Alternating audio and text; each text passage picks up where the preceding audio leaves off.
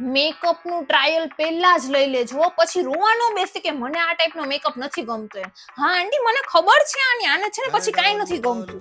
5-6 સાડી અને 7-8 ડ્રેસ, બસ આટલું ઇનફ છે આંટી. આનાથી વધારે એને છે ને કાંઈ નથી દેવાનું. અને આને પછી ત્યાં જઈને જીન્સ ને એવું જ પહેરવાનું છે, તો પછી આટલા બધા ડ્રેસ ને સાડીનું શું કરશે ઈ? સ્કિન કેર કર બેન, પછી મેરેજમાં ગ્લો નહીં આવે ફેસ ઉપર. તું આજથી જ એક કામ કર, એબીસી જ્યુસ પીવાનું સ્ટાર્ટ કરી દે ડેઈલી, નકર ગ્લો નહીં આવે.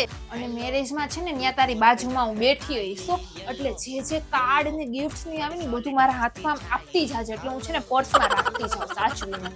વ્યવહાર ને બધું સાચવીને રાખવું જ પડે ને આંટી, કાલ સવારે આપણે ક્યાંક કરવું હોય તો ખબર પડે.